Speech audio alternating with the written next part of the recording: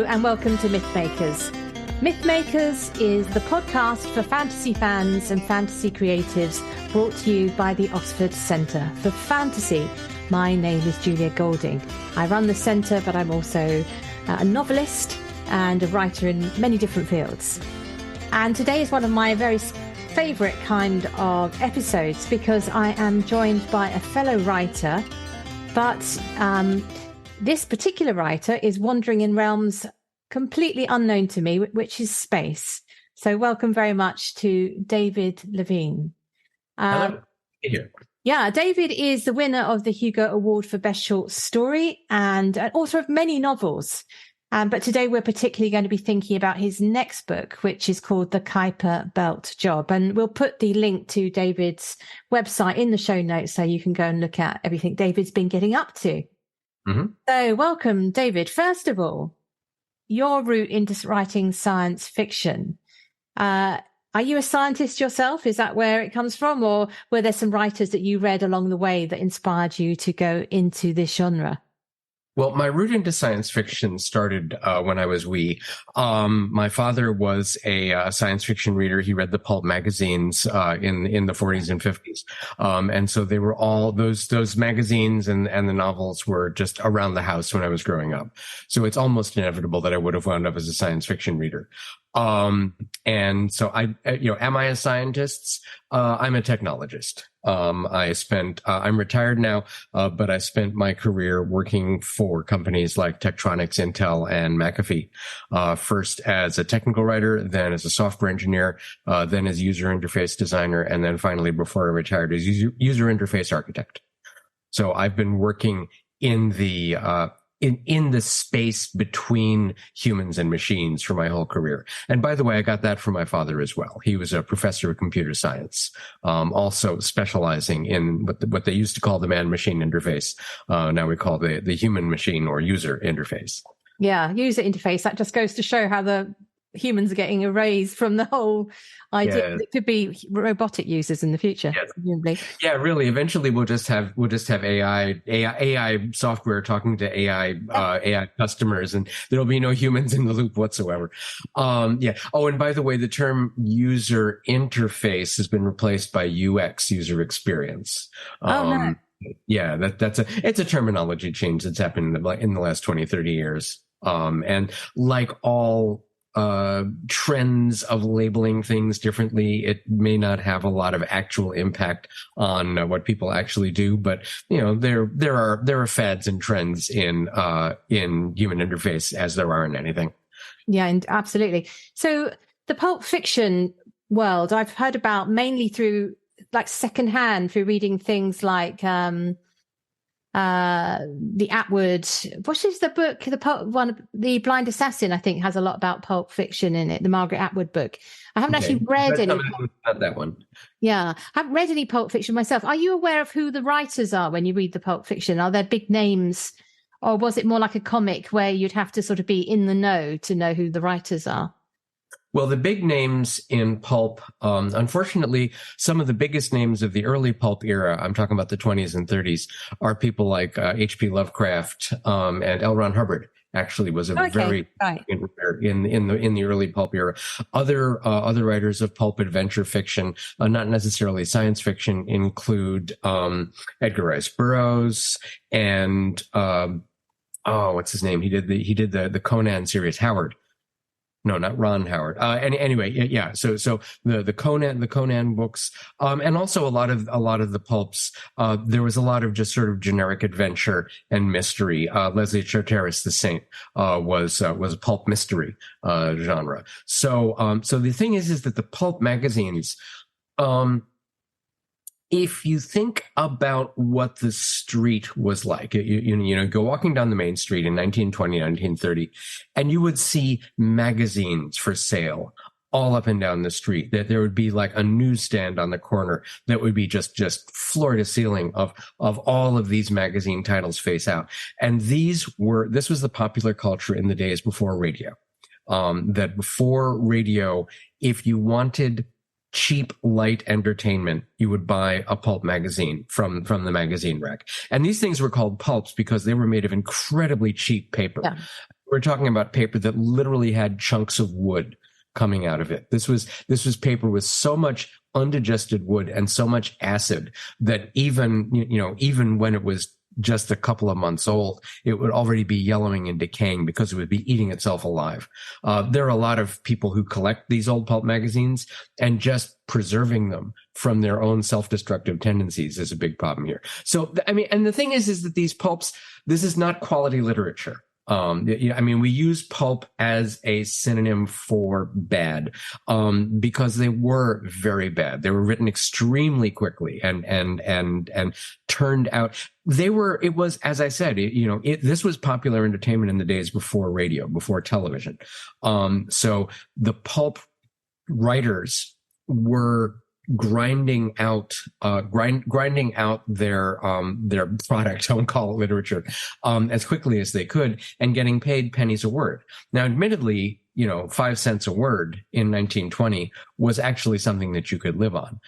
Many magazines today are paying that same 5-10 cents a word. Oh yeah, completely. It's not a living wage. Yeah.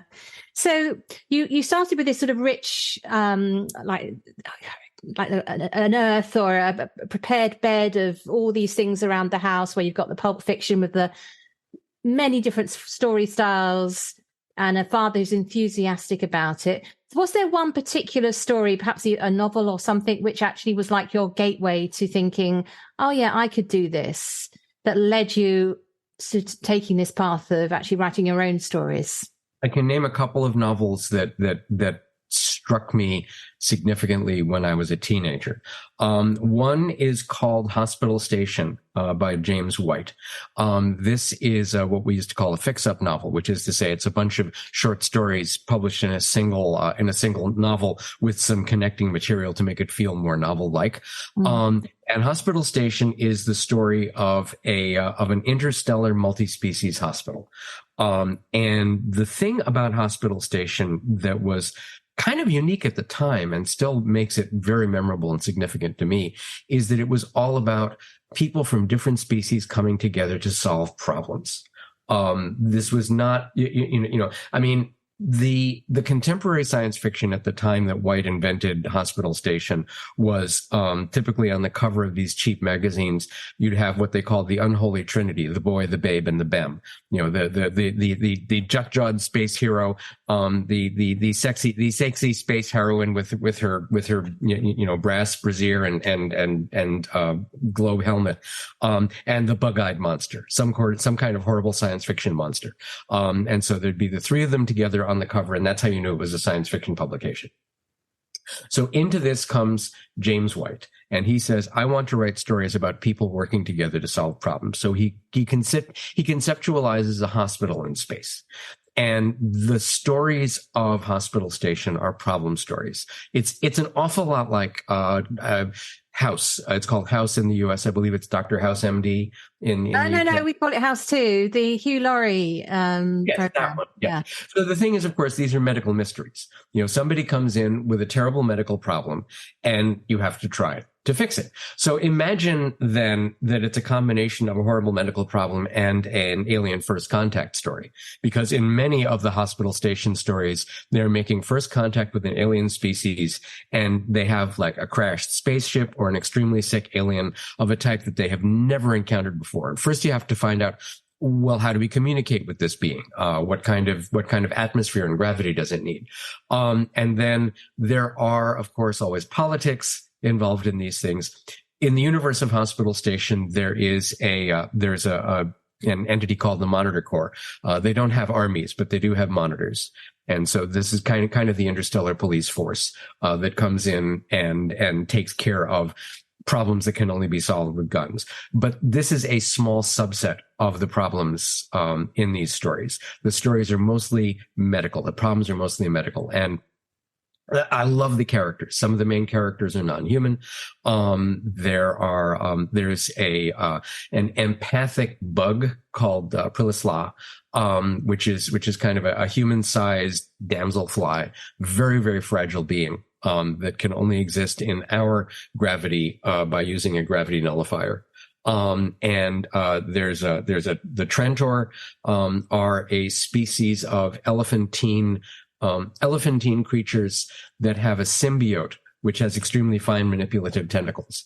And so together, the Trantorians and their symbiotes are the best surgeons in the universe. Yeah, I mean, all of these things are stuck in my head from 40 years ago.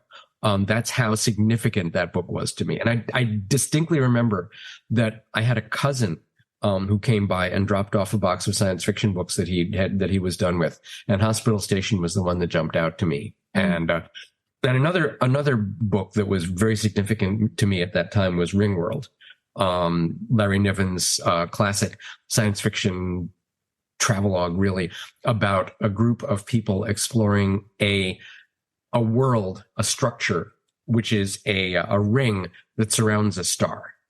So the inner surface of this is a ring that is as big in diameter as the orbit of the Earth, so that it gets an Earth-like level of solar radiation at the surface, which means that the total surface area is enormous, millions and millions of Earths. And so you have many, many cultures that exist on this ring world. But the problem is that because a ring world is an artificial thing, that when civilization falls, it falls hard. And so civilization fell on the ring world tens of thousands of years ago. And so now the whole thing has collapsed into barbarism. But there's no, you can't come back from it. There's no possibility of mining. Because, if you dig down too far, you hit vacuum. So it's an adventure story. It's a travelogue. There's politics, there's interspecies conflict. And Larry Niven's aliens are the best. The thing is that I still think of Larry Niven as one of the Young Turks because he was an up and coming new writer in the 70s when I first started reading this stuff. And he was in reaction to the previous generation, the Heinlein and Clark and Asimov generation. These days, of course, Larry Niven is one of the old guard. So I'm a little bit younger than Larry Niven, but I'm older than a lot of my science fiction writing peers who first broke out, I made my first professional sale in 2000, but I was 49 in 2000. And most of the other writers who broke out at that time were in their 30s. So I cross generations. Yeah. Depending on who I'm thinking. If I'm hanging out with my science fiction fan friends, I'm often the youngest one in the group because I'm right halfway between Generation X and the baby boom. So when I hang out with science fiction fans, most of whom are boomers, I'm younger than the average. When I hang out with my science fiction writing peers, most of whom are Generation X, I tend to be the oldest. So it's an interesting place to be. So emerging from what you've been saying is that science fiction often takes the long view, the very long view, in some cases, like the Ringworld book. But looking at your own career in the same way, one thing that struck me, you saying that you had your first deal in 2000, more or less. And that charts the period of the growth of the internet and probably at the end of the 2000s social media.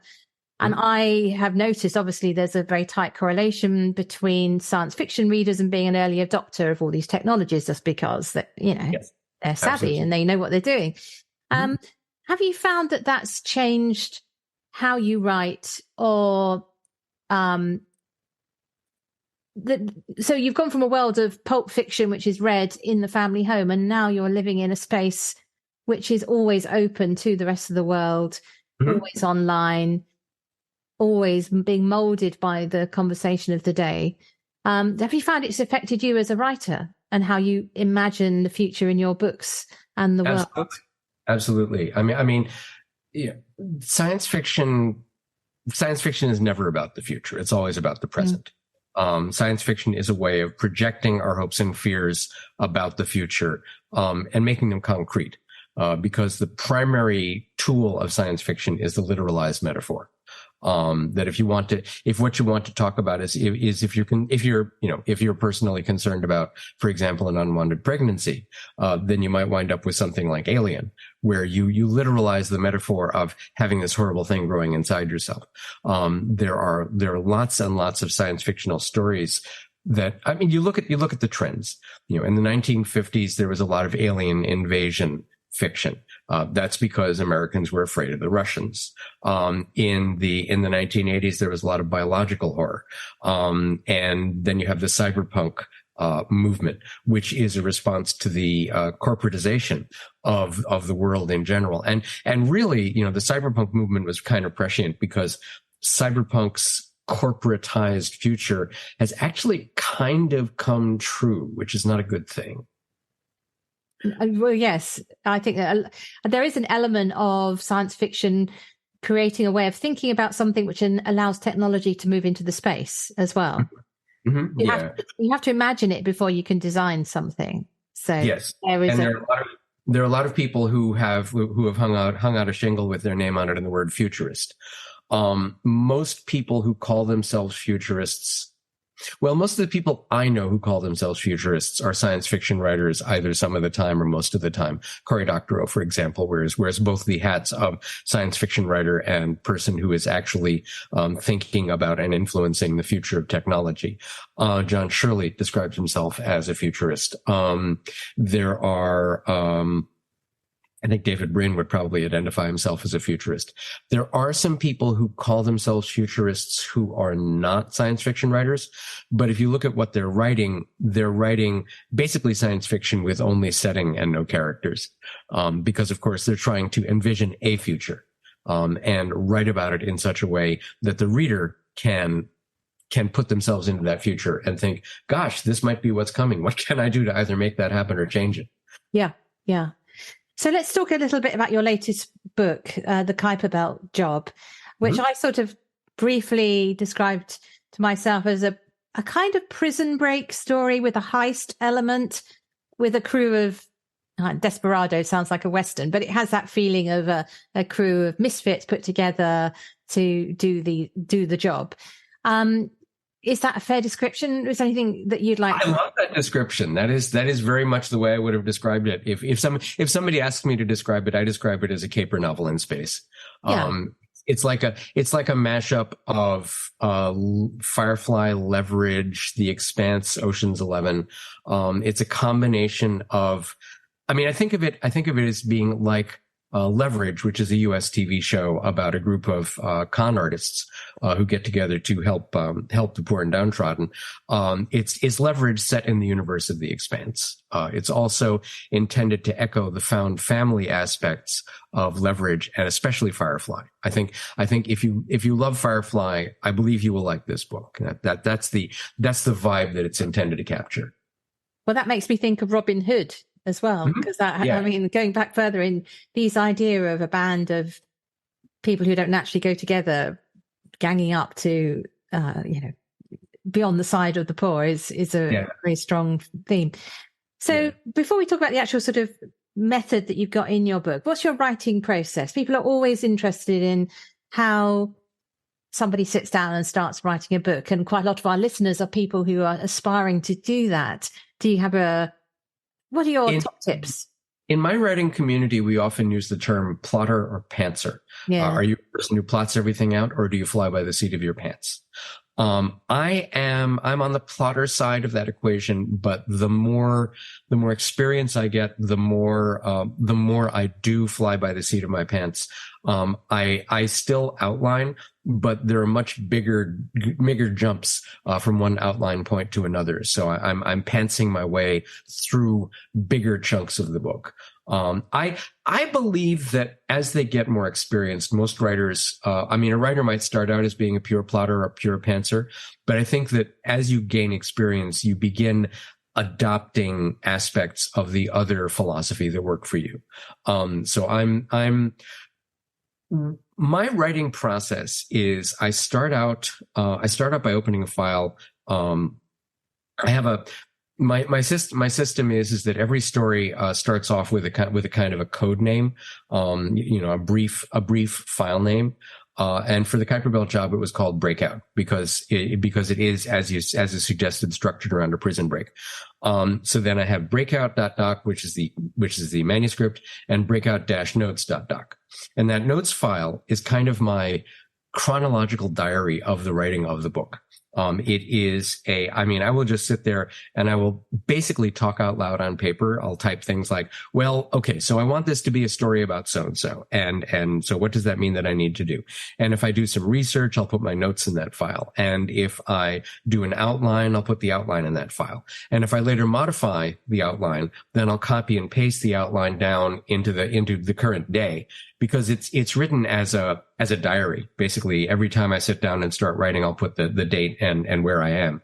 And then as the outline grows and changes, I'll copy and paste it. So I can actually look back and see previous iterations of the outline in the same file.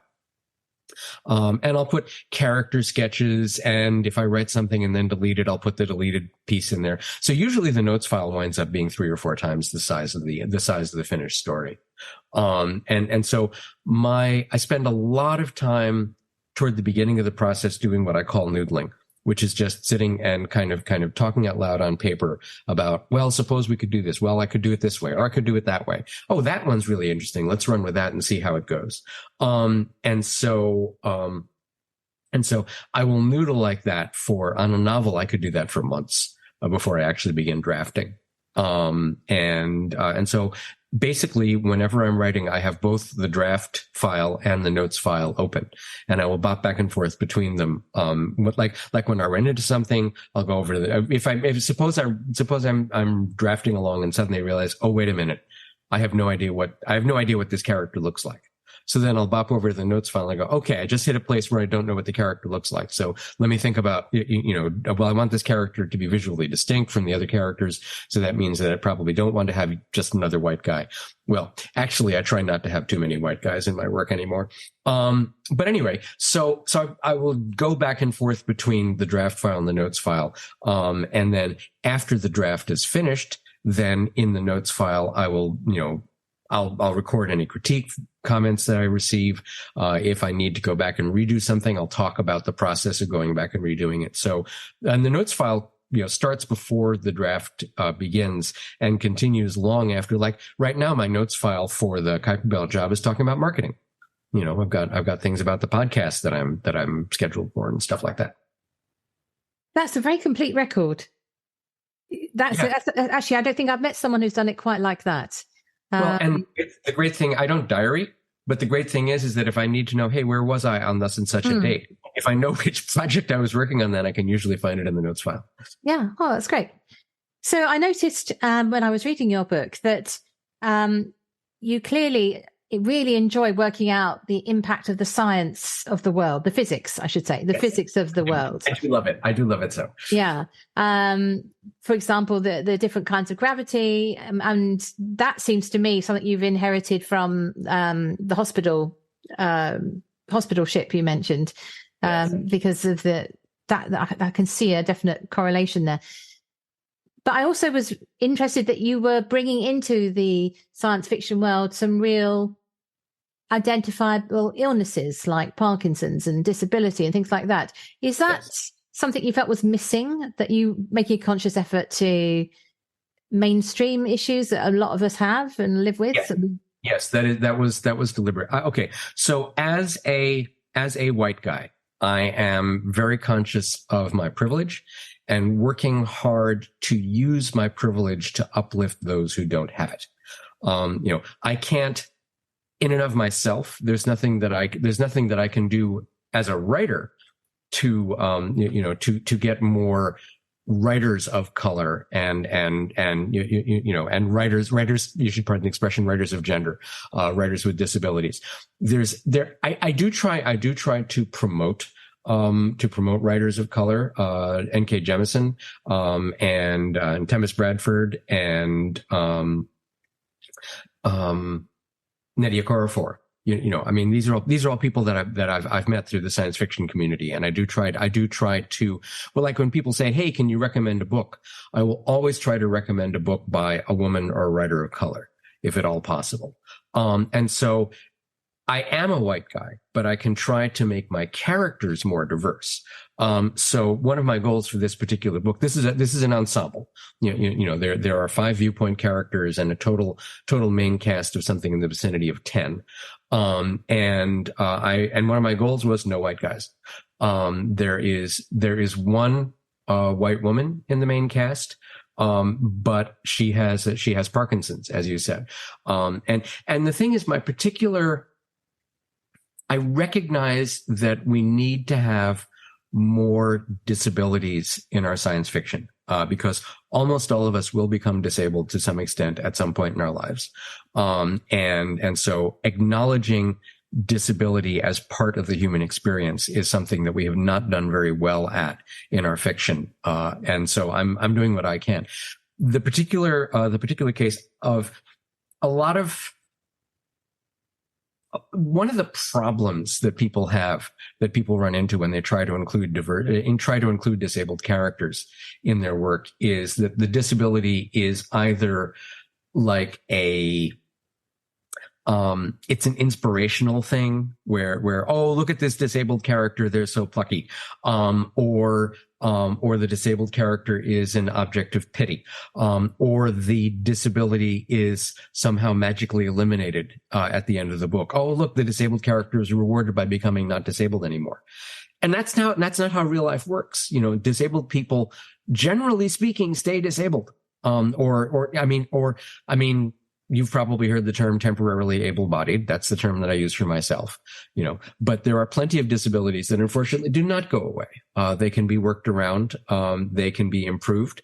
But dealing with disability is a part of the disability experience. And so I gave this character, and the thing is, this character is a thief.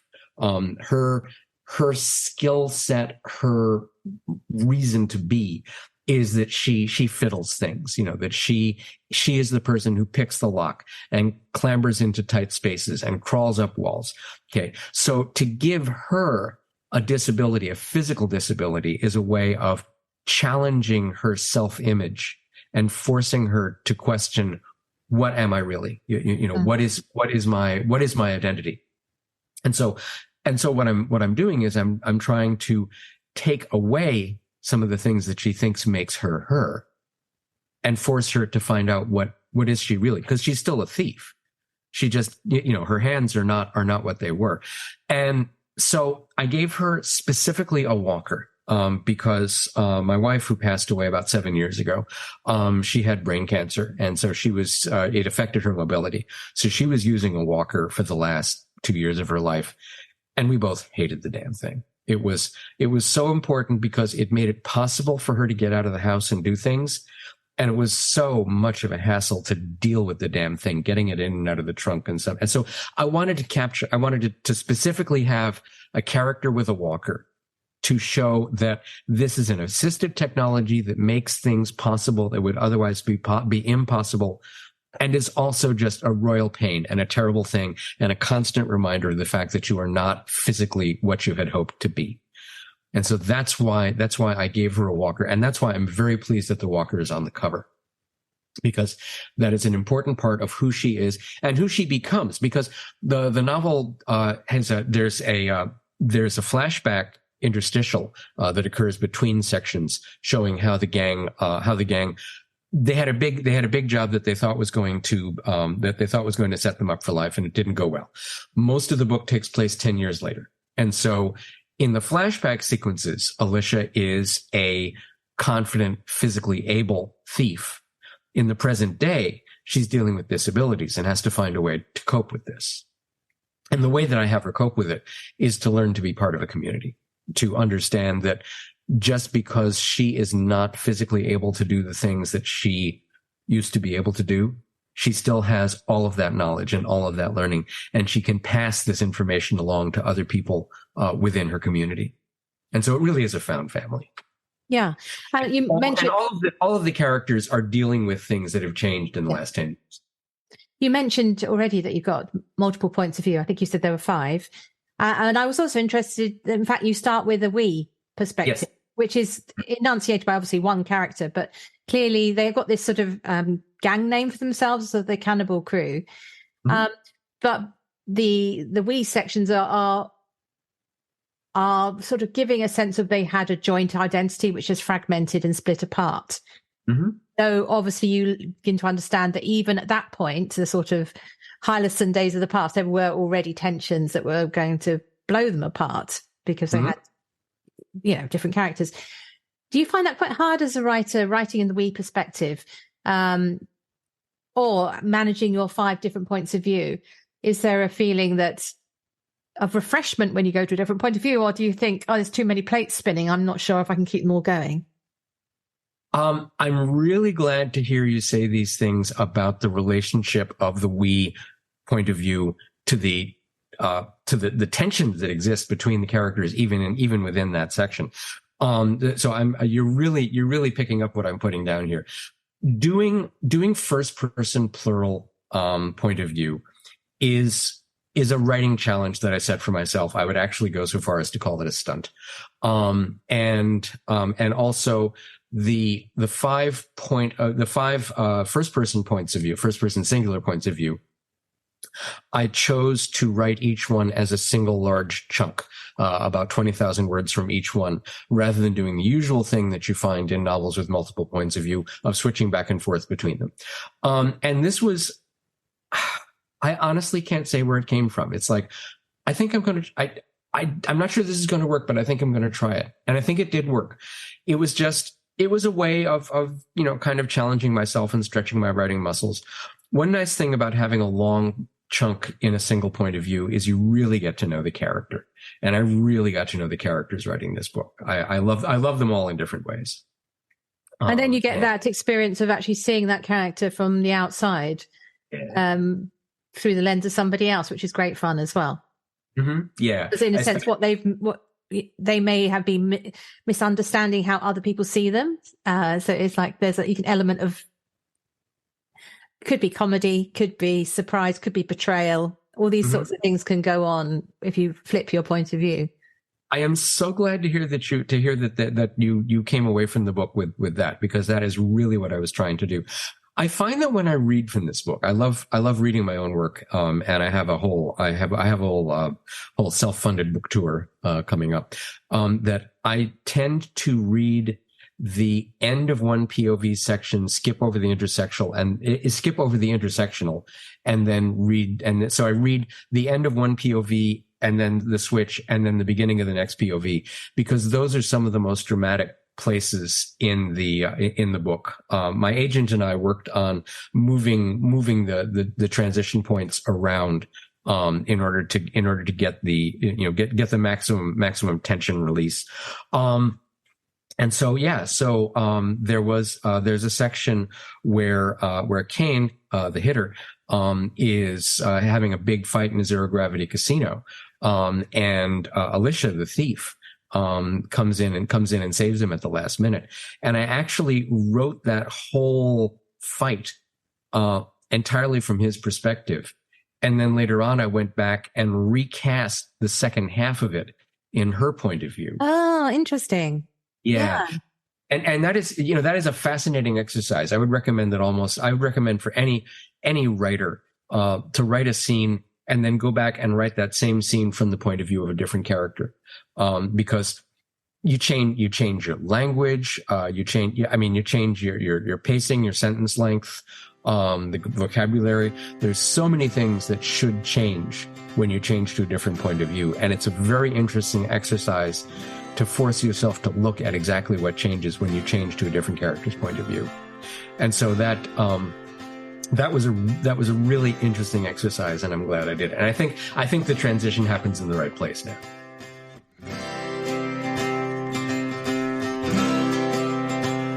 Thanks for listening to Mythmakers Podcast, brought to you by the Oxford Centre for Fantasy. Visit oxfordcenterforfantasy.org to join in the fun. Find out about our online courses, in-person stays in Oxford, plus visit our shop for great gifts. Tell a friend and subscribe wherever you find your favourite podcasts worldwide.